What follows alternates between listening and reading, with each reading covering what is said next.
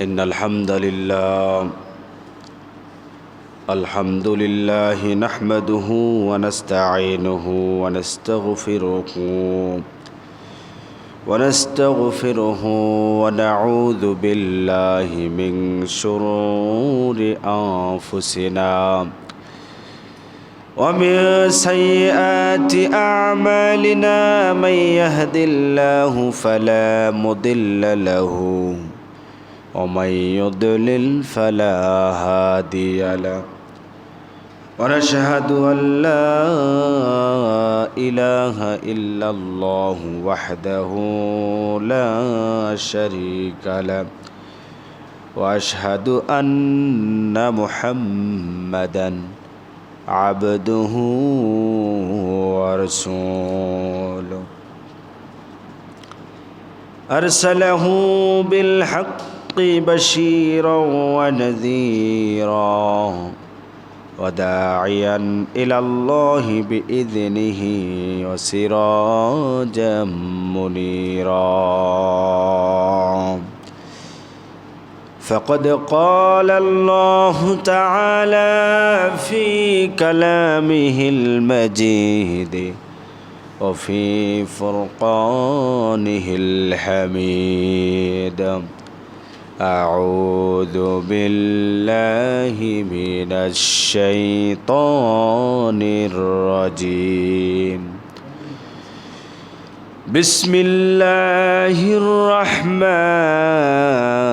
الرحيم سبحان الذي أسرى بعبده ليلا من المسجد الحرام إلى المسجد الأقصى الذي باركنا حوله لنريه من آياتنا إنه هو السميع البصير عن أبي ذر رضي الله تعالى عنه قال يا رسول الله أي المسجد أودع أولا قال مسجد الحرام قلت ثم قال مسجد الأقصى قلت كم بينهما قال 40 سنة رواه البخاري إن الله وملائكته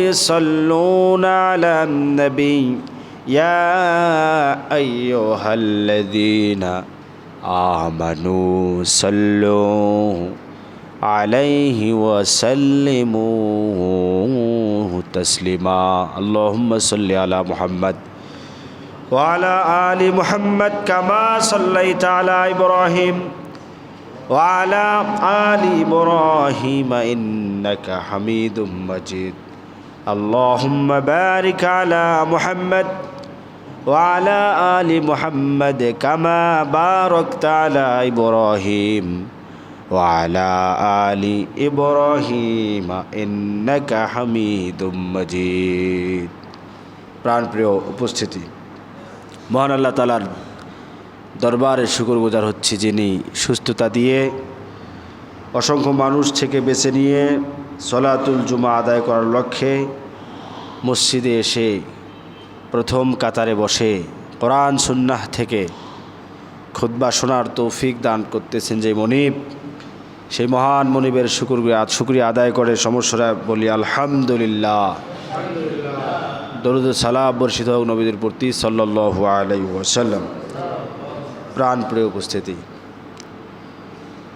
আজকের আলোচনার বিষয়বস্তু হচ্ছে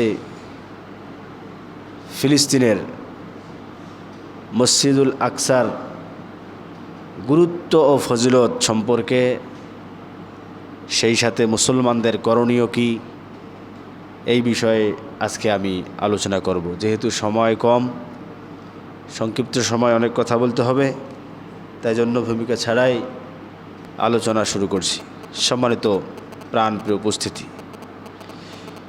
মসজিদুল আকসা কত যে গুরুত্বপূর্ণ ফজিলতপূর্ণ নতুন প্রজন্মের আমরা যারা আছি আমরা অনেকেই মসজিদুল আকসার গুরুত্ব ফজিলত ইয়ার মর্যাদা আমরা জানি না। আমরা অনেক কিছু জানি, কিন্তু মসজিদুল আকসার যে কত মর্যাদা, কত ফজিলত, আমরা এটাই জানি না। মসজিদুল আকসার গুরুত্ব এমন এক সময় আসবে, নবী করিম সাল্লাল্লাহু আলাইহি ওয়াসাল্লাম বলেছেন, মসজিদুল আকসার আশেপাশে বসত বাড়ি স্থাপন করা এটাই হবে মানুষের জন্য সবচেয়ে গুরুত্বপূর্ণ কাজ। সারা দুনিয়া থেকে মানুষেরা মসজিদুল আকসার আশেপাশে গিয়ে বসত বাড়ি স্থাপনের তারা চেষ্টা করবে এবং সেটাকেই তারা সবচেয়ে মর্যাদাপূর্ণ এবং ফজিলতপূর্ণ বলে মনে করবে। বর্তমানে যেমন মানুষ আমেরিকা, সিঙ্গাপুর, ইউরোপ বিভিন্ন দেশে পাড়ি জমায়, এক সময় আসবে মানুষ মসজিদুল আকসার গুরুত্ব বুঝবে, ফজিলত বুঝবে, তখন মানুষ সারা দুনিয়া থেকে হুমড়ি খেয়ে পড়বে মসজিদুল আকসার আশেপাশে বাড়ি ঘর স্থাপনের জন্য। সম্মানিত প্রাণ প্রিয় উপস্থিতি, মসজিদুল আকসার অনেকগুলো গুরুত্ব ফজিলত রয়েছে। আমি আজকে কোরআন এবং হাদিস থেকে 12টি গুরুত্ব ফজিলত নিয়ে আমি আলোচনা করব ইনশাআল্লাহ। ওমা তৌফিকি ইল্লা বিল্লাহ। প্রথমত, ফিলিস্তিনের মসজিদুল আকসা এটি কোরআনুল কারিমে স্বীকৃত একটি পবিত্র আবাসভূমি, একটি পবিত্র স্থান। এই দুনিয়াতে যে সমস্ত জায়গাকে আল্লাহ তাআলা পবিত্র বলে ঘোষণা করেছেন, তার মধ্যে অন্যতম প্রধান জায়গা হচ্ছে, স্থান হচ্ছে মসজিদুল আকসা। মহান আল্লাহ তাআলা সূরাতুল মায়েদার 21 নম্বর আয়াতের মধ্যে বলেন, ইয়া কওমি দুখুলুল আরদাল মুকদ্দাসাতাল্লাতী কাতাবা লাকুম। আল্লাহ তাআলা বলেন, হে জাতি, ইয়া কওমি দুখুলুল আরদ, হে জাতি, হে সম্প্রদায়, তোমরা এই পবিত্র নগরীতে, এই পবিত্র জায়গায় মুকাদ্দাসের মধ্যে তোমরা প্রবেশ করো। এটাই তোমাদের জন্য নির্ধারণ করে দিয়েছি, নির্ধারিত জায়গা। আল্লাহ তাআলা এখানে একটা ইতিহাস বর্ণনা করতে গিয়ে এই নগরীকে বলেছেন মুকাদ্দাস। আল্লাহ তাআলা নাম রেখেছেন কি? মুকাদ্দাস। কুদুসুন থেকে, যার অর্থ হচ্ছে পবিত্র। যার অর্থ কি? মুকাদ্দাস, পবিত্র, পবিত্র নগরী। আল্লাহ তাআলা যেখানে, যে জায়গাটাকে আল্লাহ নিজেই বলছেন এটা পবিত্র নগরী, এটি এমন একটি জায়গা, এটি হচ্ছে পৃথিবীর মধ্যস্থানের অন্যতম একটি জায়গা। পৃথিবীর মধ্যস্থান তো হচ্ছে বাক্কা, মানে মক্কা। বাইতুল্লাহ হচ্ছে মাস, আর বাইতুল্লাহর আশেপাশের এলাকা এটি এই বাইতুল মুকাদ্দাস। এটি এমন একটি গুরুত্বপূর্ণ জায়গা যেটি এশিয়া, ইউরোপ এবং আফ্রিকা এই 3 মহাদেশের মিলনস্থল হচ্ছে কি মুকাদ্দাস বা ফিলিস্তিন। এই জায়গাটা খুবই গুরুত্বপূর্ণ একটি জায়গা। তা না হলে পৃথিবীতে এত জায়গা থাকতে আমেরিকা নামক এই শকুনের চোখ ওখানে কেন? ঠিক কি না? এটি একটি ঐতিহাসিক জায়গা সম্মানিত বন্ধুগণ। আর এই জায়গাটা হচ্ছে অতীব বরকতপূর্ণ জায়গা, ফজিলতপূর্ণ জায়গা। মহান আল্লাহ তাআলা সূরা বনী ইসরাঈলের 1 নম্বর আয়াতের মধ্যে বলেন, সুবহানাল্লাযী আসরা বিআবদিহি লাইলাম মিনাল মাসজিদিল হারামি ইলাল মাসজিদিল আকসাল্লাযী বারাকনা হাওলাহু লিনুরিয়াহু মিন আয়াতিনা। আল্লাহ তাআলা বলেন, বরকতময়, সমস্ত ক্ষমতা, দুর্বলতা থেকে মুক্ত যেই রব, যেই মনিব, তিনি তার বান্দাকে, তার গোলামকে এক পবিত্র রজনীতে মসজিদুল হারাম তথা বাইতুল্লাহ থেকে, কাবা থেকে শুরু করে মসজিদুল আকসা পর্যন্ত তিনি ইসরা করিয়েছেন, সফর করিয়েছেন, ভ্রমণ করাইয়েছেন, নৈশী ভ্রমণ। এরপরে আল্লাহ তাআলা বলছেন এটা ভ্রমণ করার উদ্দেশ্য হচ্ছে আল্লাহ তাআলা তার রসুলকে বরকত মর্যাদাপূর্ণ জায়গা বাইতুল আকসাকে যেন তিনি পরিদর্শন করেন, দেখতে যান। তাহলে আল্লাহ তাআলা কোরআনুল কারিমে বাইতুল মুকাদ্দাস তা মসজিদে আকসাকে কি বলেছেন? বরকতময় একটি জায়গা। ফিলিস্তিন তথা বাইতুল মুকাদ্দাসের আশেপাশে আল্লাহ তাআলা পৃথিবীতে যত নবী রাসূল পাঠিয়েছেন, অসংখ্য নবী রাসূল আল্লাহ তাআলা এই পৃথিবীতে পাঠিয়েছেন। অন্যতম প্রধান নবী যারা, অসংখ্য অগণিত নবী এবং রসুলকে আল্লাহ তাআলা এই পবিত্র ভূমিতে পাঠিয়েছেন। বাইতুল মুকাদ্দাসের আশেপাশে ফিলিস্তিনে এবং ইসরায়েলের যে বাইতুল মুকাদ্দাসের আশেপাশে এই জায়গাগুলোতে 80% নবী রাসূলের কবর রয়েছে। সুবহানাল্লাহ বলবেন না? হযরত ইব্রাহিম আলাইহিস সালামকে বলা হয় জাতির পিতা। তার জন্ম হচ্ছে ইরাকে। কোথায় জন্ম? ইরাকে। আল্লাহ তাআলার হুকুমে ইরাক থেকে তিনি সফর করেছেন ফিলিস্তিনে। সুবহানাল্লাহ। পরিবার নিয়ে কোথায় সফর করেছেন? ফিলিস্তিনের বাইতুল মুকাদ্দাসের আশেপাশে। সম্মানিত বন্ধুগণ, এভাবে লূত আলাইহিস সালামের কথা বলা হয়েছে। লূত আলাইহিস সালামকেও আল্লাহ তাআলা সফর করাইছেন, হিজরত করাইছেন বাইতুল মুকাদ্দাস এলাকায়। এই এলাকায় আল্লাহ তাআলা অসংখ্য নবী রাসূলের পদধূলিতে ধন্য করেছেন। আমরা জানি এই বিশ্বের মধ্যে সারা বিশ্ব শাসন করেছেন দুজন নবী, তার মধ্যে হযরতে সুলাইমান আলাইহিস সালাতু ওয়াস সালাম। জানি না? সুলাইমান আলাইহিস সালাম তারও আবাসভূমি, জন্মস্থান ছিল কোথায়? এই বাইতুল মুকাদ্দাসের আশেপাশে ফিলিস্তিন। সুলাইমান আলাইহিস সালাম এই ফিলিস্তিনে বসে, বাইতুল মুকাদ্দাসে বসে তামাম দুনিয়া তিনি কী করেছেন? শাসন করেছেন। সুতরাং বাইতুল মুকাদ্দাস এটি হচ্ছে একটি নবী রাসূলদের পুণ্যভূমি। বাইতুল মুকাদ্দাস নির্মাণ করেছেন জিনদের মাধ্যমে। কে? হযরতে সুলাইমান আলাইহিস সালাতু ওয়াস সালাম। বাইতুল মুকাদ্দাস হচ্ছে সমস্ত নবী রাসূলদের স্মৃতির স্মারক। নবী রাসূলগণ এখানে নবী রাসূলদের স্মৃতি দিয়ে ভরপুর হচ্ছে বাইতুল মুকাদ্দাস। সম্মানিত প্রাণপ্রিয় বন্ধুগণ, আল্লাহ তাআলা পবিত্র কোরআনুল কারীমের মধ্যে বলেন, আল্লাতী বারাকনা ফীহা লিল আলামিনা ওয়া নাজ্জাইনাহু ওয়া লূতান ইলাল আরদ। আমি আল্লাহ তাআলা হযরত ইব্রাহিম আলাইহিস সালাম এবং লূত আলাইহিস সালামকে আমি এই জায়গায় হিজরত করার জন্য বলেছিলাম এবং তারা এখানে ভ্রমণ করেছিল। হিজরত করার মধ্য দিয়ে আমি জালিমদের থেকে ইব্রাহিম এবং লূত আলাইহিস সালামকে আমি এই এলাকায় এনে কাফের মুশরিক জালিমদের থেকে রক্ষা করেছিলাম। আর আল্লাতী বারাকনা ফীহা লিল আলামিন, আর তামাম দুনিয়ার মানুষের জন্য আমি এই বাইতুল মুকাদ্দাস তথা ফিলিস্তিনকে বরকতময় করে দিয়েছি।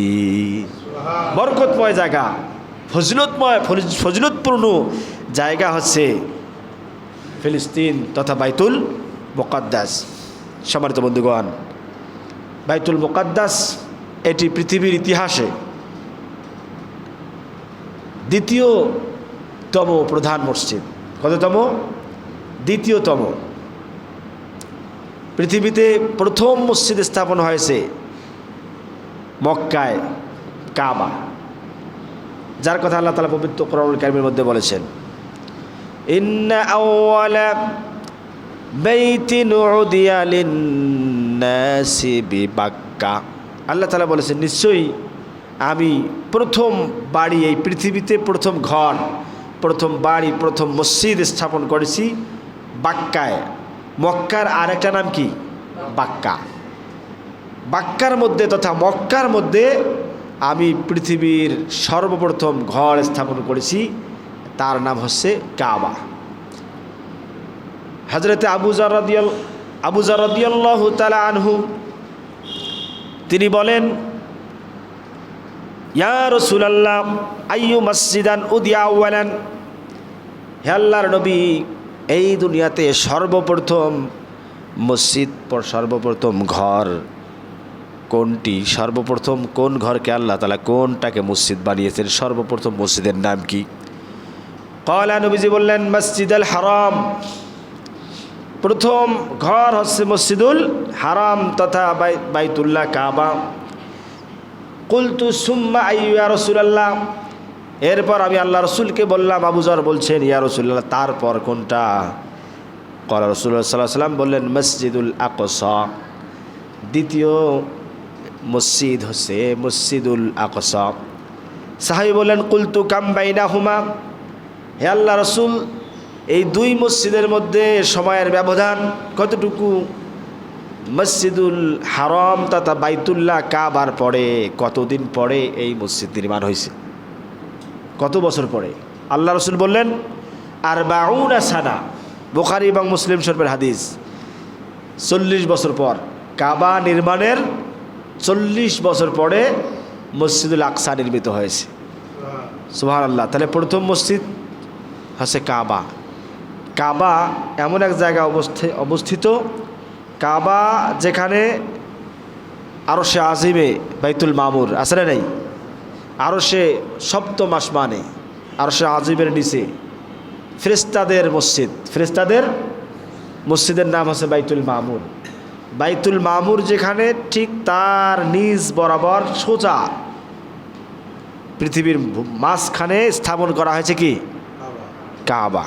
কাবা আল্লাহর আরশের নিচে, আল্লাহর আরশ যেখানে, আল্লাহর আরশ বরাবর আল্লাহ তাআলা বাইতুল্লাহকে স্থাপন করেছেন। সুবহানাল্লাহ। আর এই বাইতুল্লাহ প্রথম স্থাপন করেছিলেন কে? আল্লাহর ফেরেশতারা। কারা? আল্লাহর ফেরেশতাগণ। এরপরে এটি আদম আলাইহিস সালাম পুনর্নির্মাণ করেছিলেন। এ পর্যন্ত বাইতুল্লাহ প্রায় 10 বার কি করা হয়েছে? সংস্কার করা হয়েছে, পুনর্নির্মাণ করা হয়েছে। সম্মানিত বন্ধুগণ, এ কথা ইনশাআল্লাহ আরেকদিন বলবো। আজকের আলোচনার বিষয়বস্তু হচ্ছে বাইতুল মুকাদ্দাস, পবিত্র নগরী মসজিদুল আকসা সম্পর্কে আজকে আলোচনা হচ্ছে। সম্মানিত প্রাণ প্রিয় উপস্থিতি, তাহলে বাইতুল মুকাদ্দাস এটি পৃথিবীর বিশ্বের অন্যতম দ্বিতীয় ঘর বা মসজিদ। কাবার পরেই আর কোনো ঘর স্থাপিত হয় নাই। কোনটা হয়েছে? মসজিদুল আকসা, 2 নম্বর মসজিদ। পৃথিবীতে প্রতিষ্ঠিত যত মসজিদ আছে 2 নম্বরে বাইতুল মুকাদ্দাসকে নির্মাণ করা হয়েছে। সম্মানিত প্রাণপ্রিয় উপস্থিতি, শুধু তাই নয়, মসজিদুল আকসা মর্যাদার দিক থেকে এটি তৃতীয়তম। মর্যাদার দিক থেকে কি? বিশ্বের মধ্যে তৃতীয়তম। 1 নম্বর হচ্ছে অবশ্যই কাবা। 1 নম্বর কি? কাবা।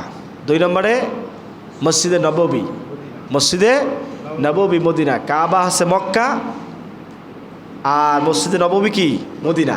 মক্কা মদিনা এবং ফিলিস্তিনের মসজিদুল আকসা হচ্ছে তৃতীয়তম মর্যাদাপূর্ণ। সুবহানাল্লাহ। মসজিদুল হারাম তথা কাবা শরীফের ভেতরে নামাজ পড়লে 1 লক্ষ গুণ সওয়াব। সুবহানাল্লাহ বলেন। অর্থাৎ কেউ যদি ওখানে 2 রাকাত ফজরের নামাজ পড়ে, 1 লক্ষ ফজরের নামাজ পড়লে যেই সওয়াব, সেই সওয়াব আল্লাহ তাআলা দিয়ে দেন। সুবহানাল্লাহ। এরপরে মসজিদে নববীতে যদি কেউ আদায় করে 1000, কয় হাজার? 1000 গুণ বেশি। কেউ কেউ বলেছেন 50,000। তবে মূল অর্থাৎ সত্য যেটা, অর্থাৎ সহি সনদে যেটা বর্ণিত হয়েছে যে মসজিদে নববীতে যদি কেউ ফরজ আদায় করে, কোনো নামাজ আদায় করে, তাহলে 1000 গুণ সওয়াব। কয় হাজার গুণ সওয়াব? আর মসজিদুল আকসা এই মসজিদে যদি কেউ নামাজ আদায় করে তাহলে কত গুণ সওয়াব? 500 রাকাত নামাজের সওয়াব। সুবহানাল্লাহ। আর এই 3 মসজিদ বাদে পৃথিবীতে যত মসজিদ আছে 27 গুণ সওয়াব। কয় গুণ? 25 বা 27 গুণ। বাংলাদেশ, সারা পৃথিবীর এই 3 মসজিদের বাইরে কোনো মসজিদে জিয়ারত করার নির্দিষ্ট নিয়ত করে জিয়ারত করা যায় নাই। জানেন কি আপনারা? অনেকে অমুক দরবার তমুক দরবার দৌড়ায় না, অমুক মসজিদ দৌড়ায়, কাকরাইল দৌড়ায়, আছে না নাই? যায় না? বিভিন্ন মসজিদে যায়, নিয়ত করে যাওয়া যায় নাই। এমনি সফরে আপনি গেছেন, নামাজ পড়ছেন, ভিন্ন কথা। কিন্তু বাড়ি থেকে নিয়ত করে আল্লাহ রাসূল সাল্লাল্লাহু আলাইহি ওয়াসাল্লাম বলেছেন, লা তুশাদ্দুর রিজালু ইল্লা ইলা সালাসাতি মাসাজিদা। আল্লাহ রাসূল বলছেন যে কোনো পুরুষের জন্য, কোনো মানুষের জন্য জায়েজ নাই তিন মসজিদের বাইরে নিয়ত করে ভ্রমণ সফর করা। তিন মসজিদে শুধু বাড়ি থেকে নিয়ত করে বের হওয়া জায়েজ সফর করার উদ্দেশ্যে, সফরের উদ্দেশ্যে, নামাজ পড়ার উদ্দেশ্যে। একটা আছে কাবা, বাইতুল্লাহ, মসজিদুল হারাম, 2 নম্বর বাইতুল মুকাদ্দাস, আর 3 নম্বর মসজিদে নববী। এই 3 মসজিদের বাইরে নিয়ত করে কোনো মসজিদে জিয়ারতের উদ্দেশ্যে যাওয়া জায়েজ নেই। সুবহানাল্লাহ। এই 3টা মসজিদের মর্যাদা অনেক বেশি। সম্মানিত প্রাণপ্রিয় উপস্থিতি, সম্মানিত প্রাণপ্রিয় উপস্থিতি, এভাবে করে আল্লাহ তাআলা মসজিদুল আকসাকে আল্লাহ তাআলা মর্যাদা দিয়েছেন। মসজিদুল আকসা মুসলমানদের প্রথম কেবলা ছিল, জানেন কি আপনারা? আল্লাহ রাসূল সাল্লাল্লাহু আলাইহি সাল্লাম যখন মক্কায় ছিলেন তখন তিনি নামাজ আদায় করতেন বাইতুল মুকাদ্দাসের দিকে ফিরে। আবার হিজরত করার পরে প্রায় 16 থেকে 17 মাস বাইতুল মুকাদ্দাসের দিকে তিনি নামাজ ফিরে আদায় করেছিলেন। কেবলা ছিল কোনটা? বাইতুল মুকাদ্দাস। এরপর আল্লাহ রসুলের মায়া ছিল কার প্রতি? কাবার প্রতি। আল্লাহ তাআলা আয়াত নাজিল করলেন, কদ নারা তুকাল্লিবু ওয়াজহাকা ফিস সামা। হে রসুল, আমি আপনাকে দেখেছি আপনার মন নামাজরত অবস্থায়। আল্লাহ রসুল নামাজ পড়তেছেন বাইতুল মুকাদ্দাসের দিকে কেবলা করে, সাহাবীরা পেছনে, কিন্তু তার মনটা ছিল কোথায়? কাবায় পড়ে। আল্লাহ তার এই মনের অবস্থা বুঝতে পেরেছেন। আল্লাহ রসুলের নামাজরত অবস্থায় আল্লাহ ওহী করছেন, হে রসুল আপনি কেবলা পরিবর্তন করুন। আমি বারবার দেখেছি আপনার এই অন্তর আকাশের দিকে মুতাওয়াজ্জা হয়েছে, আর আপনার মনটা চেয়েছে যেন আমার কেবলাটা কাবার দিকে হয়। এটা আল্লাহ রসুল চেয়েছেন, কিন্তু আল্লাহ তাআলা তার এই চাওয়াকে পাওয়ায় পরিণত করেছেন নামাজরত অবস্থায়। এই জন্য ওই যে মসজিদে নামাজ পড়ে ওই মসজিদে বলা মসজিদুল কিবলাতাইন, 2 কেবলার মসজিদ। সুবহানাল্লাহ, সুবহানাল্লাহ। তাহলে এখানে বোঝা যাচ্ছে যে এই মসজিদুল আকসা এটা আমাদের মুহাম্মদ সাল্লাল্লাহু আলাইহি সাল্লামের প্রথম কেবলা। সুবহানাল্লাহ। সম্মানিত বন্ধুগণ, কত গুরুত্বপূর্ণ এই মসজিদুল আকসা। ইসরা এবং মিরাজের স্মৃতিচারণ করে বিশ্বনবী সাল্লাল্লাহু আলাইহি সাল্লাম মেরাজে গিয়েছেন আল্লাহর সাক্ষাতে। আমরা জানি মেরাজ সত্য না মিথ্যা? স্বপ্ন যোগে না সরাসরি? সরাসরি, সরাসরি মেরাজ হয়েছে, কাল্পনিক কোনো বিষয় না। আল্লাহ তাআলা তার রসুলকে সরাসরি বিশ্বনবী সাল্লাল্লাহু আলাইহি সাল্লামকে মেরাজে নিয়েছিলেন। মেরাজে যাওয়ার পূর্বে ইসরা করাইছেন। মেরাজ হচ্ছে ঊর্ধ্বগমন, আকাশে যাওয়া, আর ইসরা হচ্ছে দুনিয়াতে মসজিদুল হারাম থেকে মসজিদে আকসাকে বলা হয় ইসরা, সফর, এক মসজিদ থেকে আরেক মসজিদে, এটা ইসরা। তা আল্লাহ রাসূল সাল্লাল্লাহু আলাইহি সাল্লাম মসজিদুল হারাম বাইতুল্লাহ থেকে মসজিদে আকসায় এসে তিনি কি করেছেন? নামাজ পড়েছেন সকল নবীদের উপস্থিতিতে, আল্লাহ রসুলের নেতৃত্বে, ইমামতিতে। ঠিক কি না? জানেন না আপনারা? আল্লাহ রসুলকে বলা হয় সাইয়্যিদুল মুরসালিন, ইমামুল মুরসালিন। সমস্ত নবী এবং রসুলদের ইমামকে মুহাম্মাদুর রাসূলুল্লাহ সাল্লাল্লাহু আলাইহি সাল্লাম, আমাদের নবী, আপনার আমার নবী। নবী রাসূলদের সমস্ত নবীদের ইমামতিতে, সমস্ত নবীদের উপস্থিতিতে আল্লাহ রসুলের ইমামতিতে যে জামাত হয়েছিল সেটা ছিল কোথায়? বাইতুল মুকাদ্দাস। কত সম্মানজনক একটি জায়গা। আজকে এই জায়গা নিয়ে ষড়যন্ত্র চলছে না? চলছে না? মহা ষড়যন্ত্র চলছে। এই ষড়যন্ত্র তাদের সফল হবে কি? কখনো সফল হবে না। দলিল পেশ করছে একটু পরে। সম্মানিত বন্ধুগণ, 9 নম্বর মসজিদুল আকসা তথা ফিলিস্তিন, এটি হচ্ছে আহলে হকদের আবার স্থান। আহলে হক অর্থাৎ যারা কিয়ামত পর্যন্ত হকের উপরে একটা দল থাকবে। থাকবে না? থাকবে না? আল্লাহ রাসূল সাল্লাল্লাহু আলাইহি ওয়াসাল্লাম বলেছেন, নিঃসন্দেহে আমার উম্মতের মধ্যে একটি দল যাহিরিনা আলাল হক, কিয়ামত পর্যন্ত তারা হকের উপর প্রতিষ্ঠিত থাকবে। আর এই হক যারা কিয়ামত পর্যন্ত থাকবে যে জায়গায়, হয়তো বাংলাদেশে আজকে হকপন্থী আছে, আগামীতে থাকবে না, ঠিক কি না? সারা দুনিয়ার সমস্ত হক যদি বিচ্ছিন্ন হয়ে যায়, সারা দুনিয়াটা যদি বাতিলে পরিণত হয়, এই মসজিদুল আকসা এই এলাকা এবার কাবা, বাইতুল হারাম, কাবা চত্বর, এই বিশেষ নির্দিষ্ট কয়েকটি এলাকা, এগুলো থেকে কোনোদিন হক কি হবে না, দূরে সরে যাবে না। মসজিদে নববী থেকে কোনোদিন হক দূরে সরে যাবে। আল্লাহ রাসূল সাল্লাল্লাহু আলাইহি ওয়াসাল্লাম বলেন, লা তাযালু তায়ফাতুম মিন উম্মতি আলা দ্বীনি যাহিরিনা।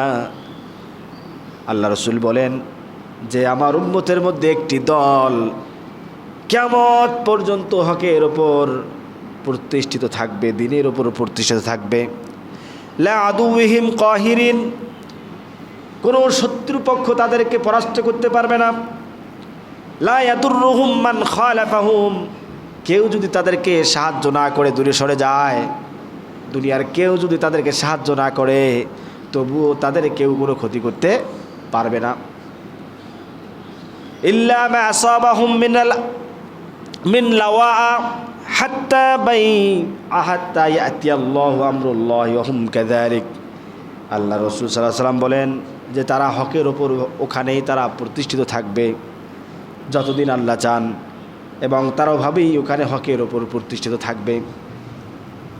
এরপরে ক্বালু ইয়া রাসূলুল্লাহ, আল্লাহ রাসূল সাল্লাল্লাহু আলাইহি ওয়াসাল্লামকে সাহাবীরা প্রশ্ন করে, ইয়া রাসূলুল্লাহ ওয়া আইনাহুম, যারা হকের ওপর প্রতিষ্ঠিত থাকবে কিয়ামত পর্যন্ত, তারা এখন কোথায়, তারা সেই সময় কোথায় থাকবে?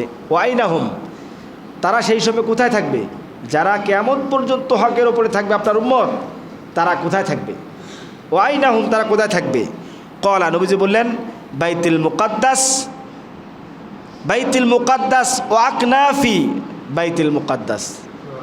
আল্লাহ রাসূল সাল্লাল্লাহু আলাইহি ওয়াসাল্লাম বলেন যে তারা থাকবে বাইতুল মুকাদ্দাস এবং তার আশেপাশে। সুবহানাল্লাহ। যারা কিয়ামত পর্যন্ত হকের ওপর প্রতিষ্ঠিত থাকবে একদল, তারা কোথায় থাকবে? বাইতুল মুকাদ্দাস এবং বাইতুল মুকাদ্দাসের আশেপাশে এলাকায়। বাইতুল মুকাদ্দাস আশেপাশে যে দেশগুলো আছে, আছে না নাই? তুর্কি আছে, ইরান আছে, মিশর আছে, জর্ডান আছে। জর্ডান তো বাইতুল মুকাদ্দাসের এলাকা, ঠিক কিনা? মিশর এলাকা, এই এলাকার মধ্যেই কি একটা দল কিয়ামত পর্যন্ত হকের ওপর তারা প্রতিষ্ঠিত থাকবে। তাদেরকে কেউ গোমরাহ করতে পারবে না, টাকা দিয়ে কিনতে পারবে না, পয়সা দিয়ে কিনতে পারবে না, লোভ দেখিয়ে কিনতে পারবে না। একটা দল কিয়ামত পর্যন্ত কি হকের ঝান্ডাবাহী হবে। আর তাদের আশ্রয়স্থলটা হচ্ছে, আবাসভূমিটা হচ্ছে কোথায়? বাইতুল মুকাদ্দাস এলাকার মধ্যে। সুবহানাল্লাহ, সুবহানাল্লাহ বিহামদিহি। সম্মানিত বন্ধুগণ, শুধু তাই নয়, এই জায়গার মধ্যে, এই বাইতুল মুকাদ্দাস এরিয়া, এটি হক এবং বাতিলের চূড়ান্ত লড়াইয়ের স্থান। এটা চূড়ান্ত সর্বশেষ যে লড়াইটা হবে হক আর বাতিলের, সেই স্থানটার নাম কি? বাইতুল মুকাদ্দাস। তৈরি হয়ে আসতে সব পরিবেশ, ঠিক কিনা? আল্লাহর নবী সাল্লাল্লাহু আলাইহি ওয়াসাল্লাম বলেন, বুখারীর হাদিস, বুখারী এবং মুসলিম শরীফে এভাবে বর্ণিত হয়েছে, লা তাকুমুস সাআতু হাত্তা ইউকাতিলুল মুসলিমুনা আল ইয়াহুদা। আল্লাহ রাসূল সাল্লাল্লাহু আলাইহি ওয়াসাল্লাম বললেন, ততক্ষণ পর্যন্ত কিয়ামত দুনিয়াতে সংগঠিত হবে না যতক্ষণ না মুসলমানরা ইহুদিদেরকে হত্যা করবে না। বুখারী বা মুসলিম শরীফের হাদিস। ইহুদিদেরকে এই দুনিয়া থেকে যতদিন না মুসলমানরা নিচ্ছিন্ন করবে, ততদিন পর্যন্ত একটা ইহুদি দুনিয়াতে বেঁচে থাকতে কিয়ামত হবে না। কার কথা? বিশ্বনবী সাল্লাল্লাহু আলাইহি ওয়াসাল্লামের কথা, বুখারী এবং মুসলিম শরীফের হাদিস। ফায়াকতুলুহুমুল মুসলিমুনা, মুসলমানরা তাদেরকে হত্যা করবে। হাত্তা ইয়াখতাইল ইয়াহুদিয়া মিনাল ওরাইল হাজারাতি ওয়াশ শাজারা, এমনকি ইহুদিরা যদি পাথরের নিচে, গুহার মধ্যে লুকায়, পাথরের তলে, বড় বড় পাথরের নিচে লুকায়, কিংবা গাছের আড়ালে গিয়েও লুকায়, গাছ এবং পাথর, তারা বলবে, ফায়াকুলুল হাজারু ওয়াশ শাজারু, পাথর এবং গাছ চিৎকার দিয়া বলবে, ইয়া মুসলিম, ইয়া আব্দুল্লাহ, হে মুসলমান, ওই আল্লাহর গোলাম শোনো, হাজা ইহুদিয়ুল খলফি, আমার পেছনে ইহুদি, আমার পেছনে ইহুদি লুকিয়ে আছে। পাথর এবং গাছ কি বলবে? আমার পেছনে ইহুদি লুকিয়ে আছে। ফাতাআল, আসো, ফাকতুলুহু, এক হত্যা করো। আসো আর কি, গাছ এবং পাথরও তাদেরকে জায়গা দেবে। এমন একটা সময় আসবে, আসতেছে, যেখানে ইহুদি লুকাক না কেন, এই পৃথিবীতে একটা ইহুদি বেঁচে থাকতে কিয়ামত সংঘটিত হবে না। কার ওয়াদা? আল্লাহ এবং আল্লাহ রসুলের ওয়াদা। গাছগুলো বলবে, পাথরগুলো বলবে, হে মুসলমান, হে আল্লাহর গোলাম, আমার পিছনে এই যে লুকিয়ে আছে ইহুদির বাচ্চা, হত্যা করো, তাদেরকে ধরো, হত্যা করো। ইল্লাল ইল্লাল গসকাত, ইল্লাল গরকাত, ইল্লাল গরকাত, তবে গরকত নামে একটা গাছ, গরকত নামে একটা গাছ আছে, এই গাছটা কথা বলবে না। কারণ আল্লাহ রাসূল সাল্লাল্লাহু আলাইহি ওয়াসাল্লাম বলেছেন, ফাইন্নাহু মিন শাজারিল ইয়াহুদ, এই গাছটা হচ্ছে ইহুদিদের লাগানো গাছ, এইটা ইহুদিদের গাছ। গরকাত নামে গাছ ইহুদিরা লাগাইছে। ইহুদিতে তারা এমন একটা গাছ ইসরায়েলে তারা রোপণ করেছে, তার নাম গরকাত। তার নাম কি বর্তমান আছে? ইহুদিদের জন্য তারা গেট তৈরি করছে। ইহুদিদের জন্য তারা, ইহুদিদের অর্থাৎ দাজ্জালের অপেক্ষায়, ইহুদিরা কি দাজ্জালের অপেক্ষায় তারা আছে। দাজ্জালের নেতৃত্ব গ্রহণ করে নেবে ইহুদিরা, তারা উন্মুখ হয়ে আছে দাজ্জালের অপেক্ষায়। তারা অলরেডি গেট বানাইছে, গাছ গাড়ছে, গরকত নামক গাছ ইহুদিরা অলরেডি আবাদ করতেছে, চাষাবাদ করতেছে। সমস্ত পাথর গাছ এরা এই দাজ্জালের বিরুদ্ধে কি করবে? অবস্থান নেবে, ইহুদিদের বিরুদ্ধে অবস্থান নেবে। ইহুদিরা তারা চাইলেও কি লুকিয়ে থাকতে পারবে না। এই পৃথিবীতে একটা ইহুদিও থাকবে, সকল ইহুদিকে নিচ্ছিন্ন করা হবে। মুসলমানদের হাতে ইহুদিরা মরবে। যতক্ষণ না ইহুদি শূন্য পৃথিবী হবে না, ততক্ষণ কি হবে না? কিয়ামত হবে না। অনেকে ভয় পাচ্ছে যে বাইতুল মুকাদ্দাস গেল, ফিলিস্তিন গেল। কোথায় গেল রে ভাই? আপনি গেছেন। ফিলিস্তিন, বাইতুল মুকাদ্দাস কিয়ামত পর্যন্ত অক্ষত থাকবে। যত আমেরিকার ইহুদির বাচ্চারা ষড়যন্ত্র করুক, ফিলিস্তিন এবং বাইতুল মুকাদ্দাসকে তারা দখল নিতে পারবে না। আল্লাহ রসুলের ওয়াদা, কিয়ামত পর্যন্ত এখানে একটা দল এই জায়গায় হকের ওপরে থাকবে এবং তারা বাইতুল মুকাদ্দাসকে রক্ষণাবেক্ষণ করবে। দেখেননি এত বোমা, মিসাইল, এত লাশ, এত হত্যার পরেও, কিছুদিন আগে তারা এত কিছু করার পরেও এই নাপাক ইহুদি স্বৈরাচার এরা যুদ্ধবিরতি করতে বাধ্য হয় নাই। আবার যখন সমস্ত পশ্চিম তীরসহ বিভিন্ন জায়গা থেকে শান্তি চুক্তি হওয়ার পরে, যুদ্ধবিরতি হওয়ার পরে মুসলমানরা যখন আবার আসলো, তারা মুনাফিকের জাত, এরা সেই সময় থেকে তারা প্রত্যেকটা চুক্তি লঙ্ঘন করেছে, ঠিক কিনা? চুক্তি লঙ্ঘন করে অবৈধভাবে তারা আবারও নিষ্পাপ নিরপরাধ পুরুষ, দুর্বল পুরুষ, নারী, মহিলা, শিশুদেরকে তারা হত্যা করতেছে। তাদের বোমার আঘাতে, বোমার অগ্নিকুণ্ডির সাথে সাথে মানুষের লাশও কি আকাশে উঠতেছে। সম্মানিত বন্ধুগণ, এটার সমাপ্তি অবশ্যই ঘটবে। হয়তো আল্লাহ তাআলা আমাদের পরীক্ষা নিচ্ছেন, আল্লাহ তাআলা দেখতে যাচ্ছেন। ওরা তো জান্নাতে যাচ্ছে, ঠিক কিনা? শহীদদের মৃত্যুর যন্ত্রণা কি যন্ত্রণা জানেন? পিঁপড়ায়। আল্লাহ রাসূল সাল্লাল্লাহু আলাইহি ওয়াসাল্লাম বুখারী মুসলিম শরীফে বলেছেন, আমরা তো মনে হয় যে যাদেরকে শাহাদাত শহীদ করা হয় তারা অনেক কষ্ট পায় না। পিঁপড়ায় যদি আপনাকে কামড় দেয়, কতটুকু কষ্ট পান? পিঁপড়ায় যদি কামড় দেয় যেমন কষ্ট হয়, শহীদদের এই মন কষ্ট হয়। সুবহানাল্লাহ বলবেন না? শহীদদের কোনো কষ্ট হয় না। শহীদদেরকে গার্ড অব অনার দেওয়ার জন্য জান্নাত থেকে আল্লাহ হুর পাঠান। কি পাঠান? জান্নাতের কাপড় সহ। আমি বললাম বুখারী শরীফের হাদিস, জান্নাতের কাপড় নিয়ে আসে, চাদর নিয়ে আসে। তাদের জন্য বরাদ্দকৃত হুররা, মানে নারীরা, পবিত্র রমণীগণ আসে, দুজন আসে। আসার পরে তাকে ওয়েলকাম জানান, ওই চাদরের মধ্যে তাদেরকে নেন। আর যারা শহীদ হয় তাদের কি নাই? মৃত্যু আছে? তারা ঘুমানো না, তারা জান্নাতে সবুজ পাখি হয়ে ঘোরেন। সুবহানাল্লাহ। মরার সঙ্গে সঙ্গে জান্নাত, শুধু শহীদ মৃত্যুতে। সুবহানাল্লাহ। তারা রিজিক পান। তারা কি পান? মরার সঙ্গে সঙ্গে জান্নাতি খাওয়া খান। আর আমাদের খাইতে দেরি আছে। যারা শাহাদাতের মৃত্যু না হয় সাধারণ ইমানের মৃত্যুবরণ করেন, তারা এমনিতে কি ঘুমিয়ে যাবেন, জান্নাতের খাবার নাই, কি নাই, এমনি একটা শান্তিময় পরিবেশে, জান্নাতি পরিবেশে তারা ঘুমিয়ে যাবেন ইল্লিনে, এবং কিয়ামতের দিন পর্যন্ত তারা ওই ঘুমান্ত অবস্থা থাকবে। আর শহীদদের ক্ষেত্রে এমনটা নয়। শহীদদের ক্ষেত্রে হচ্ছে এপারে মানে মৃত্যুটা হচ্ছে তাদের জন্য কি ব্যারিকেড, মরবে এখানে, সঙ্গে সঙ্গে জান্নাতের সাথে তার সম্পর্ক। সুবহানাল্লাহ।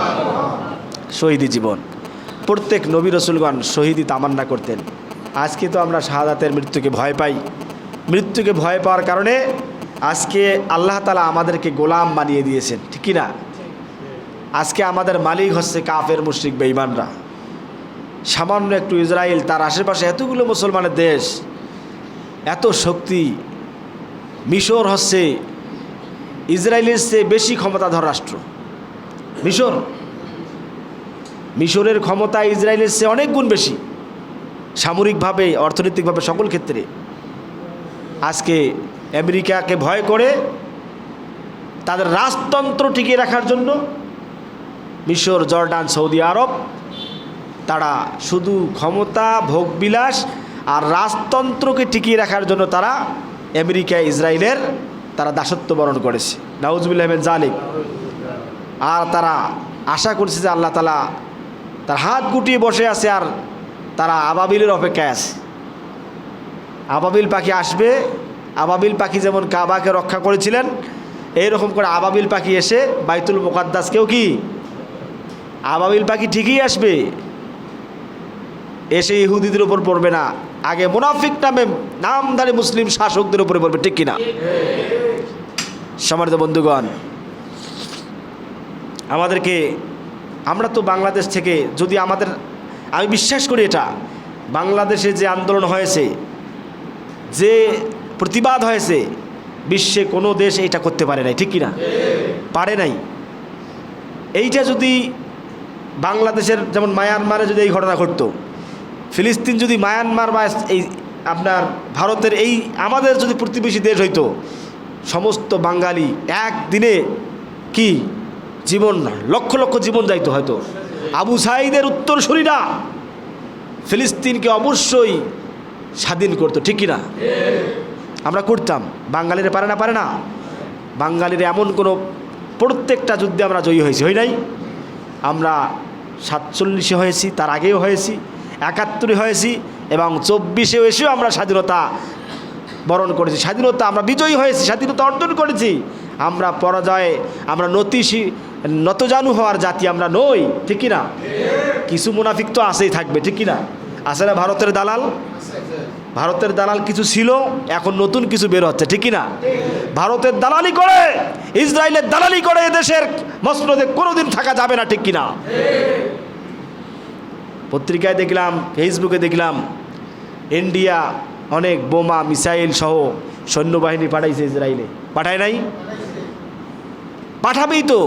আজ থেকে 1450 বছর আগে আল্লাহ তাআলা বলেছেন পবিত্র কোরআনুল কারীমে সূরা মায়েদার ৭৯ নম্বর আয়াত। কত নম্বর আয়াত? আল্লাহ তাআলা পবিত্র কোরআনুল কারীমের মধ্যে বলেন, লাতাজিদান্না আশাদ্দান নাসি আদাওয়াতাল লিল্লাযীনা আমানুল ইয়াহুদা ওয়াল্লাযীনা আশরাকু। হে মুসলমানরা শোনো, এই দুনিয়াতে মানুষের মধ্যে মুসলমানদের এবং আল্লাহর সবচেয়ে বড় দুশমন হিসেবে পাবে তাদেরকে। 1 নম্বর হচ্ছে ইহুদি, আর 2 নম্বর হচ্ছে মুশরিক, যারা মূর্তি পূজক। 1450 বছর আগে আল্লাহ তাআলা বলছেন কিয়ামত পর্যন্ত ইসরায়েল আর ইন্ডিয়ার বন্ধুত্ব থাকবে অটুট, ঠিক কি না? ইন্ডিয়া যদি কখনো বিপদে পড়ে, অবশ্যই আল্লাহর কসম করে বলছি, ইসরায়েল তার সমস্ত ক্ষমতা দিয়া ইন্ডিয়াকে সাহায্য করবে। এবং ইসরায়েল যদি কখনো বিপদে পড়ে, সমস্ত শক্তি ইন্ডিয়া প্রয়োগ করবে ইসরায়েলকে বাঁচানোর জন্য। এটা আল্লাহ তাআলা কোরআনে বলছেন রে ভাই। মুসলমানদের সেরা দুশমন কারা? ইহুদি, নাসারা। কে বলছে আপনাকে? ইহুদি আর হিন্দুরা, মুশরিক হিন্দু, এই হিন্দু সহ নাসারা যারা তারাও তো মুশরিক। কিন্তু এখানে তাফসীর কারকগণ বলেছেন ইন্ডিয়ার এই হিন্দুরা কি ইসরায়েলের সেরা বন্ধু। আল্লাহ বলে দিয়েছেন মুসলমানদের জমশত্রু এরা, আর আমরা এদের সাথে বন্ধুত্ব স্থাপন করি, ঠিক কি না? আল্লাহর কসম করে বলছি, যারা ইন্ডিয়া এবং ইসরায়েলের পক্ষে অবস্থান নিবে, এরা মুসলমান হতে পারে না, মুনাফিক, ঠিক কিনা? ঠিক কিনা? এইবার এরা তো অনেক দিন থেকে ফিলিস্তিনের ওপর জুলুম চালাচ্ছে, ঠিক কিনা? আজকে মনে করেন যে কয়েক যুগ থেকে তারা ইসরায়েলি বাহিনী, আমেরিকার বাহিনী ফিলিস্তিনিদের ওপর তারা জুলুম চালাচ্ছে। কিছুদিন আগেও তারা চালিয়েছিল। আমরা প্রতিবাদ করার জন্য মিছিলে নেমেছিলাম। এই জাহিলি সরকার, মানে পতিত স্বৈরাচার, এরা আমাদেরকে মিছিল করতে দেয় নাই। আমিও একটা মিছিলে গিয়েছিলাম এই বাজার থেকে। আমি মিছিলে গিয়েছিলাম ফিলিস্তিনের পক্ষে প্রতিবাদ করার জন্য। সেদিন আমাদেরকে লাঠি পিটা করে পুলিশেরা আমাদেরকে তাড়িয়ে দিয়েছিল। এবার যত শান্তিমতো আমরা মিছিল করতে পেরেছি, পতিত স্বৈরাচাররা ক্ষমতা থাকাকালীন তম সময়ে ফিলিস্তিনের পক্ষে আমাদেরকে মিছিলে বের হতে দেয়, শুধু দাদাবাবুদের খুশি করার জন্য, ঠিক কিনা? এরা ইসলামের বিরোধী, এরা কখনো মুসলমান হতে পারে না, যদিও তারা নামাজ পড়ে মসজিদের সভাপতি সেক্রেটারি হয়, ঠিক কিনা? কারণ এরা হচ্ছে ভারতের দালাল, এরা ইসরায়েলের দালাল, এরা মুসলমানের বন্ধু নয়, ঠিক কিনা? এদেরকে বয়কট করতে হবে, বর্জন করতে হবে। এরা মসজিদে আসলেও মুসলমান না, যতদিন না আমেরিকা, ইসরায়েল আর ভারতের দালালি ছাড়বে না, ঠিক কিনা? এরা আমাদের শত্রু, মুসলিম জাতির শত্রু, এরা কোরআনের শত্রু, আল্লাহর শত্রু, আল্লাহ রসুলের শত্রু, ঠিক কিনা? এরা চায় না আল্লাহর কোরআন দিয়ে দেশ চলুক, ঠিক কিনা? এরা চায় তাদের বাপ দাদার সংবিধান দিয়ে দেশ চলুক, ৭১-৭২-এর সংবিধান, ব্রিটিশদের দেওয়া সংবিধান দিয়ে, ঠিক কিনা? এরা মোহাম্মদ সাল্লাল্লাহু আলাইহি ওয়াসাল্লামের নেতৃত্ব মানে না, এরা নেতৃত্ব মানে ডাক্তার কামাল, মাও সেতু, ইন্দিরা গান্ধীর, ঠিক কিনা? এরা আল্লাহর জিকির করে না, জিকির করে বাপের, ঠিক কিনা? ঠিক কিনা? এদের দলীয় রাজনৈতিক স্লোগান আল্লাহু আকবার, নারায়ে তাকবীর নয়। এদের দলীয় স্লোগান হচ্ছে হিন্দুদের দেওয়া, ঠিক কিনা? দাদাবাবুদের দেওয়া। মুসলমান আমি আল্লাহু আকবার স্লোগান দিতে পারি না, সেই সাতার দল কেন করবো রে ভাই? যে দলে আল্লাহু আকবার স্লোগান দেওয়া নিষিদ্ধ, এটা কি মুসলমানের দল হতে পারে? কথা বলেন। যেখানে কোরআনুল কারীমের মধ্যে আল্লাহ তাআলা বলেছেন সূরা মুদ্দাসসির, ওয়ালি রাব্বিকা ফাকাব্বির, আল্লাহর নামে তাকবীর দাও, ঠিক কিনা? তাকবীর, এটি ইসলামের স্লোগান, আল্লাহর দেওয়া স্লোগান, বিপ্লবী স্লোগান। তাকবীরের সাথে মুসলমানদের সম্পর্ক জন্মের শুরু থেকে মৃত্যু পর্যন্ত, ঠিক কিনা? মানুষ যখন জন্মগ্রহণ করে কানে আজান দিতে হয় না? আজানের স্লোগান কি? আল্লাহু আকবার, আল্লাহু আকবার, ঠিক না? জন্মের শুরুতে তাকবীর আছে না নাই? নামাজের মধ্যে তাকবীর আছে না নাই? একামতে তাকবীর আছে না নাই? জানাজায় তাকবীর আছে না নাই? ঈদুল ফিতরে, ঈদুল আজহায় তাকবীর আছে না নাই? জীবনের সকল ক্ষেত্রে তাকবীর, এমনকি শেষ বিদায়টাও হয় তাকবীর দিয়ে, ঠিক কিনা? সুতরাং মাঝখানে আমি আমার রাজনৈতিক স্লোগানে কেন আল্লাহু আকবার তাকবীর দিতে পারি না, ঠিক কিনা? মুসলমান মাথায় খেলে না? যে দলের স্লোগান নারায়ে তাকবীর আল্লাহু আকবার নয়, যে দলের লক্ষ্য উদ্দেশ্য ইসলাম প্রতিষ্ঠা নয়, যে দলের লক্ষ্য উদ্দেশ্য আল্লাহর কোরআন প্রতিষ্ঠা নয়, আল্লাহর আইন প্রতিষ্ঠা নয়, এই সমস্ত দল করা মুসলমানদের জন্য হারাম, হারাম, হারাম, শিরকি এবং কুফরি, ঠিক কিনা? সম্মানিত বন্ধুগণ, অবশ্যই আমাদেরকে ঐক্যবদ্ধ হতে হবে। যদি আমরা ঐক্যবদ্ধ না হই, আমাদেরকে কাফের মুশরিকরা শেষ করে দিবে। যাই হোক, ফিলিস্তিন তো মাশাআল্লাহ তাদের আশেপাশে কি কমপক্ষে তেহরান তো দিচ্ছে না? ফিলিস্তিনিবাসীদের সব বন্ধ করে দিয়েছে। মিশর ক্ষমতাকে টিকিয়ে রাখার জন্য, জর্ডান ক্ষমতাকে টিকিয়ে রাখার জন্য, সৌদি আরব ক্ষমতাকে টিকিয়ে রাখার জন্য হয়তো সামরিকভাবে হেল্প না করলেও তারা বিমান দিয়ে, আমি দেখেছি ফেসবুকে, দেখেন আপনারা, বড় বড় কার্গো বিমান দিয়ে তারা তেহরান দিচ্ছে, তেহরান পাঠিয়ে দিচ্ছে, ওরা খাচ্ছে। আমাদের অবস্থা কি হবে? আমাদের অবস্থা কি হবে যদি আমরা ঐক্যবদ্ধ না হই? যদি আমরা তাকওয়াবান ইমানের বলে বলিয়ান না হই, শক্তিশালী না হই, তাহলে আমাদের অবস্থা করুণ হবে। মুসলমান দলাদলি বাদ দেন, আমাদের দল একটা। দল কয়টা? এই দলের নাম কি? ইসলাম। ইন্নাদ্দীনা ইনদাল্লাহিল ইসলাম। আল্লাহর কাছে সবচেয়ে মনোনীত দল, প্রিয় দল হচ্ছে ইসলাম। দিন মানে দল, দিন মানে কি? দিন মানে দল, দিন মানে পার্টি, দিন মানে জীবন ব্যবস্থা, দিন মানে আদর্শ, দিন মানে মতবাদ, ঠিক কি না? আল্লাহর কাছে সবচেয়ে শ্রেষ্ঠ মতবাদ, শ্রেষ্ঠ আদর্শ, শ্রেষ্ঠ দিন, শ্রেষ্ঠ পার্টি হচ্ছে নাম কি? আর শয়তানরা বলে আল্লাহ ধর্ম মানে ইসলাম ধর্মনিরপেক্ষতার শিক্ষা দেয়। ইসলাম কি ধর্মনিরপেক্ষ না ধর্মের পক্ষে? আল্লাহ কোন ধর্মের পক্ষে? রসুল কোন ধর্মের পক্ষে? সুতরাং এই কাফেররা যে বলে যে আল্লাহ বলছেন লাকুম দীনুকুম ওয়ালিয়া দিন, বুখারী শরীফের হাদিস, যে তোমাদের ধর্ম তোমাদের জন্য, আমাদের ধর্ম আমাদের জন্য, আল্লাহ ছিল ধর্মনিরপেক্ষ। নাউজুবিল্লাহ বলবেন না? কত বড় এরা জালিম! আল্লাহর কোরআন কি নিয়েও তারা অপব্যাখ্যা করে, ঠিক কি না? সম্মানিত বন্ধুগণ, আল্লাহ ধর্মের পক্ষে। সুতরাং মুসলমান কোনোদিন সেকুলার হতে পারে? আমরা ধর্মের পক্ষে না ধর্মনিরপেক্ষ? আমরা অবশ্যই ধর্মের পক্ষে। আমাদের ধর্মের নাম কি? অবশ্যই ইসলাম। হিন্দুও ধর্মনিরপেক্ষ মানবে না। আচ্ছা বলেন দেখি, হিন্দুরা কোন ধর্মের পক্ষে? হিন্দু ধর্মের পক্ষে। ইহুদিরা কোন ধর্মের পক্ষে? ইহুদি ধর্মের পক্ষে। বৌদ্ধরা বৌদ্ধ ধর্মের পক্ষে। পৃথিবীর সব মানুষই তো নিজ নিজ ধর্মের পক্ষে। ধর্মনিরপেক্ষে কেন হব আমরা? ধর্মনিরপেক্ষ এটি হচ্ছে শয়তানের শিখানো একটি বলি, শয়তানি মতবাদ, ঠিক কিনা? আমাদের সম্পর্ক ধর্মনিরপেক্ষের সাথে হতে পারে? আমরা ধার্মিক, আমাদের ধর্ম হচ্ছে ইসলাম। আমরা ধর্মনিরপেক্ষ নই।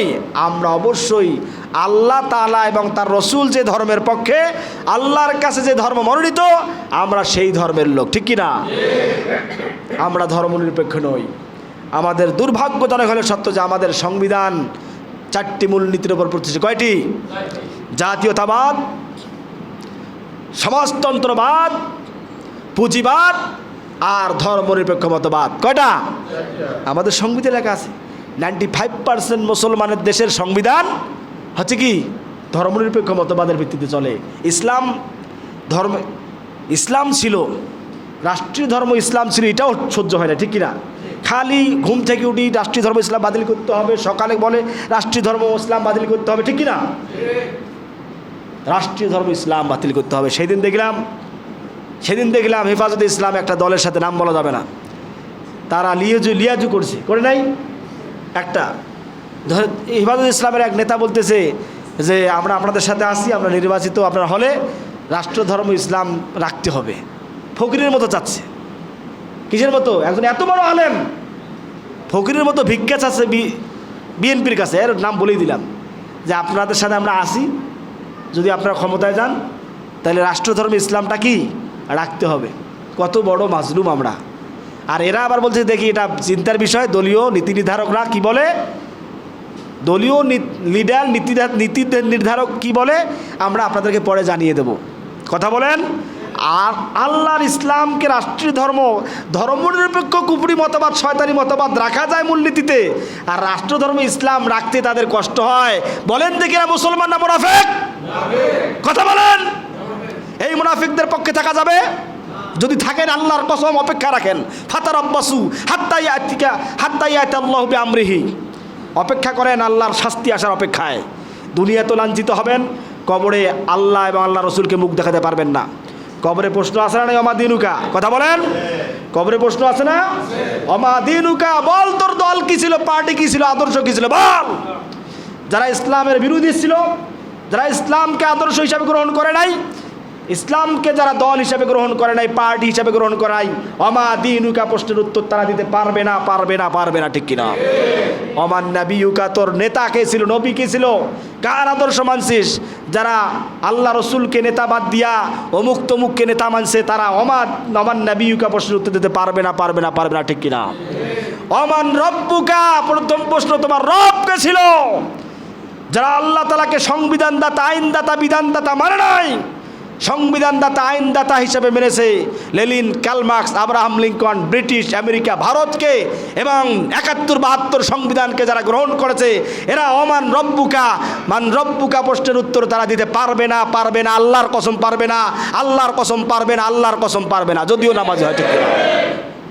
সম্মানিত বন্ধুগণ, এজন্য আসুন আমরা ঐক্যবদ্ধ হই। আমাদের পরিচয় কি মুসলমান না অন্য কিছু? বলেন। আল্লাহ তাআলা বলেছেন, ওয়ামান আহসানু কওলাম মিম্মান দাআ ইলাল্লাহি ওয়া আমিলা সালিহান ওয়া ক্বালা ইন্নানি মিনাল মুসলিমিন। তার কথার চেয়ে আর কার কথা উত্তম সুন্দর হতে পারে যারা মানুষকে অন্য কোনো দিকে ডাকে না, আল্লাহর দিকে ডাকে। কার দিকে ডাকে? সমাজতন্ত্রের দিকে ডাকে না, জাতীয়তাবাদের দিকে ডাকে না, পুঁজিবাদের দিকে ডাকে না, ধর্ম নিরপেক্ষ মতবাদের দিকেও ডাকে না। তার কথার চেয়ে আর কার কথা উত্তম হতে পারে যারা মানুষকে আল্লাহর দিকে ডাকে এবং নিজেরা ভালো কাজ করে, সৎ কাজ করে আর বলে আমি একজন মুসলমান। আমাদের পরিচয় কি? আমাদের পরিচয় মুসলমান। মিল্লাতা আবিকুম ইব্রাহিম হুয়া সাম্মাকুমুল মুসলিমিন। জাতির পিতা ইব্রাহিম যিনি তোমাদের নাম দিয়েছেন মুসলমান। ঠিক কি না? আমাদের পরিচয় কি? মুসলমান না আওয়ামী লীগ? আমাদের পরিচয় মুসলমান না বিএনপি? আমাদের পরিচয় মুসলমান। আমাদের পরিচয় আওয়ামী লীগ, বিএনপি, জাতীয় পার্টি এগুলো নয় হাবিজাবি। ঠিক কিনা? আমাদের পরিচয় কি? মুসলমান। আমরা ইসলামের অনুসারী, আমরা আল্লাহর দলের লোক, হিজবুল্লাহ। সম্মানিত বন্ধুগণ, কষ্ট হয়? যাদের কষ্ট হয় বুঝতে হবে যে মুনাফিক। ঠিক কিনা? আল্লাহ এবং আল্লাহ রসুলের পক্ষের কথা শুনে যাদের কষ্ট হয়, আপনি বুঝে নেন যে আপনার মধ্যে ঈমান নাই, মুনাফিকই আছে। সম্মানিত বন্ধুগণ, আমি তো অন্য কোনো দলের দিকে ডাকছি? কার দিকে ডাকছি? এই যে এইটার দিকে। আপনি এটার দিকে আসেন, আল্লাহর কোরআনের দিকে আসেন। আমি কোনো দলের দিকে আপনাকে কোনোদিন ডাকবো না, আল্লাহর কোরআনের দিকে ডাকবো এবং তাদের দিকে ডাকবো যারা বলে যে আমরা আল্লাহর এই কোরআনকে রাষ্ট্রীয় ক্ষমতায় দেখতে চাই। আপনিও যদি বলেন, আপনারাও যদি বলেন যে আমরা এবার ক্ষমতায় গেলে আল্লাহর কোরআনকে রাষ্ট্র ক্ষমতায় বসাবো, এই কোরআন দিয়ে দেশ চালাবো, আপনাকে ভোট দিতে আমার আল্লাহ কোনো আপত্তি নাই, আল্লাহর কসম করে বলছি। ঠিক কি না? কথা বলেন। আপনাকে ভোট দিতে, আপনার পক্ষে স্লোগান দিতে আমার এক চুল পরিমাণ আপত্তি নাই, আল্লাহর কসম করে বলছি। আপনি এখনই ঘোষণা দিন ক্ষমতায় গেলে কোরআন দিয়ে দেশ চলবে। আপনি তো পারেন না সব বলতে। আপনি তো আপনার বাপের, আপনার স্বামীর, আপনার অমুকের তমুকের ইত্যাদির প্রশংসায় মত্ত, এত ওদের প্রশংসা করেন, জীবনে ওই প্রশংসা যদি আপনি আল্লাহর জন্য করতেন, আপনার জন্য আল্লাহর জান্নাত ওয়াজিব হয়ে যেত। ঠিক কিনা? আপনার নেতা নেত্রীর জন্য আপনার যত ভালোবাসা, এই ভালোবাসা যদি আল্লাহ এবং আল্লাহ রসুলের জন্য, কোরআনের জন্য, ইসলামের জন্য হইতো, আপনার জন্য জাহান্নামের আগুন হারাম হয়ে যেত। ঠিক কিনা?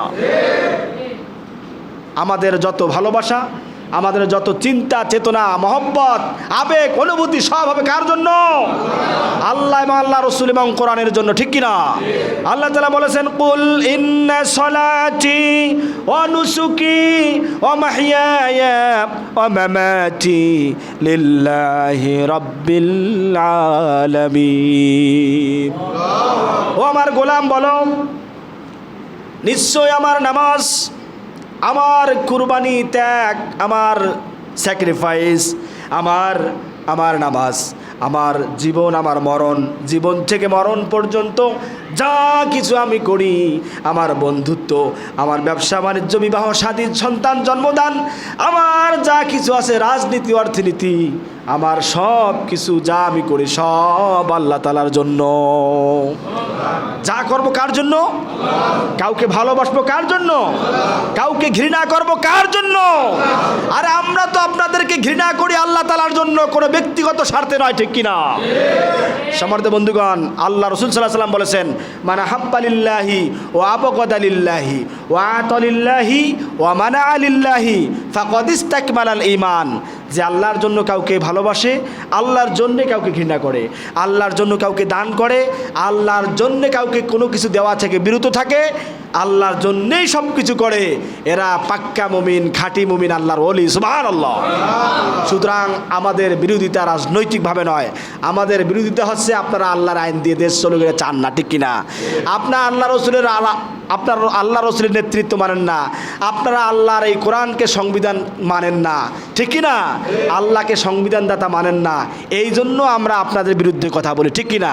আপনাদের বিরুদ্ধেও বলি না, যারা কোরআনের বিরুদ্ধে, আবু জেহেল, নমরুদ, ফেরাউনের পক্ষে, আমরা আবু জেহেল, ফেরাউন, নমরুদদের বিরুদ্ধে বলি, ঠিক কিনা? আবু জেহেল, নমরুদ, ফেরাউনদের বিরুদ্ধে বললে যদি আপনাকে লাগে, তাহলে অবশ্যই আপনি আবু জেহেল, ফেরাউন, নমরুদদের দলের লোক, ঠিক কিনা? ঠিক কিনা? সম্মানিত বন্ধুগণ, সময় শেষ হয়ে গেছে। আমি ফিলিস্তিন এবং বাইতুল মুকাদ্দাস নিয়ে কথা বলছিলাম। সর্বশেষ যে কথা হচ্ছে, দুইটা পাশাইছে। 11 নম্বর হচ্ছে এই ফিলিস্তিন হচ্ছে দাজ্জাল মুক্ত এলাকা। সুবহানাল্লাহ বলেন। আল্লাহ রাসূল সাল্লাল্লাহু আলাইহি ওয়াসাল্লাম বলেছেন, ইন্নাদ দাজ্জালা ইয়াদখুলুল আরদি, তাম দুনিয়াতে দাজ্জাল বিচারণ করবে, মানুষের ঈমান নষ্ট করবে।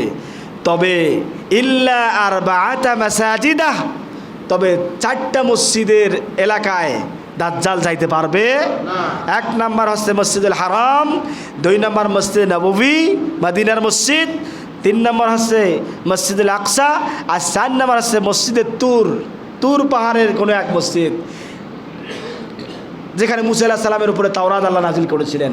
এই 4টা মসজিদে এলাকায়, আশেপাশের এলাকায় দাজ্জাল প্রবেশ করতে পারবে না। সুতরাং বাইতুল মুকাদ্দাস এটা দাজ্জাল মুক্ত এলাকা। সুবহানাল্লাহ বলেন। এই জায়গায় দাজ্জাল যেতে পারবে না, অর্থাৎ এই জায়গাটা মুসলমানেরই থাকবে, কিয়ামত পর্যন্ত মুসলমানের হাত থেকে কেউ কেড়ে নিতে পারবে না। আপনি আমি পক্ষে থাকি আর না থাকি, ফিলিস্তিন আছে এবং কিয়ামত পর্যন্ত থাকবে, ঠিক কিনা? পৃথিবীর কোনো শক্তি, পরাশক্তি আমার এই ফিলিস্তিনকে কেড়ে নিতে পারবে না। সম্মানিত বন্ধুগণ, 12 নম্বর সর্বশেষ, ইয়াজুজ মাজুজের ধ্বংসস্থল হচ্ছে ফিলিস্তিন। ইয়াজুজ মাজুজ নাম শুনে নাই? কোরআনে আছে। ইয়াজুজ এবং মাজুজ সারা দুনিয়াকে তছনছ করে দেবে।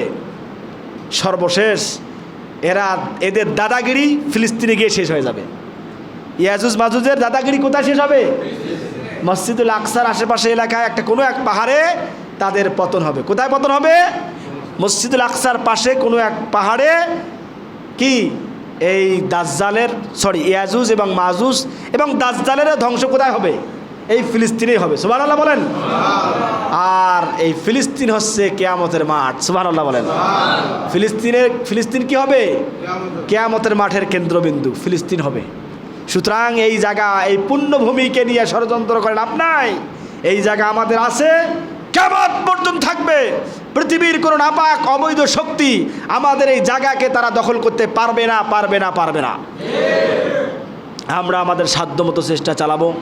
যেহেতু আমরা পারি না, দোয়া করব। কি করব? আল্লাহর কাছে দোয়া করব। আল্লাহকে বলবো, আল্লাহ, কাফের মুশরিকরা তাদের ক্ষমতা নিয়ে গর্ব করে, আর আমরা আপনার ক্ষমতা নিয়ে গর্ব করি, ঠিক কিনা? নিশ্চয়ই সকল ক্ষমতার ওপরে আপনার ক্ষমতা সবচেয়ে বেশি, ঠিক কিনা? সম্মানিত আল্লাহ, করুণাময় রব্বুল আলামিন, আল্লাহ আমার ভাইদেরকে তুমি রক্ষা করো। পারলে যদি কোনো সংগঠন, ইসলামী সংগঠন চান্দা চায় ফিলিস্তিনের জন্য, দেব। বাংলাদেশে কিছু সংগঠন আছে যারা ফিলিস্তিনিদের জন্য চান্দা চায় না?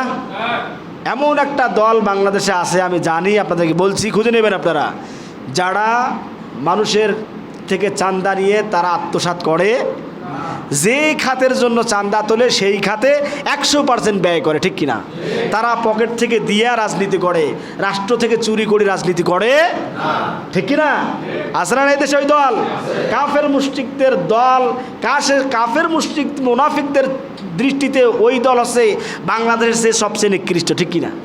ঠিক কিনা? ঠিক কিনা? কাফের মুশরিক মুনাফিক বেঈমানরা যাকে ঘৃণা করবে, বুঝতে হবে ওইটাই সঠিক, ঠিক কিনা? কথা বলেন, ওইটাই সঠিক। শয়তানের কাছে কোনোদিন হক প্রিয় হয়? শয়তানের কাছে বাতিলেই প্রিয়, ঠিক কিনা? আল্লাহ তাআলা আমাদের প্রত্যেককেই কিয়ামত পর্যন্ত হকের ওপর প্রতিষ্ঠিত রাখুন। আল্লাহুম্মা আমিন। যারা নামাজ পড়েন নামাজ আদায় করুন। আসসালামু আলাইকুম ওয়া রাহমাতুল্লাহ।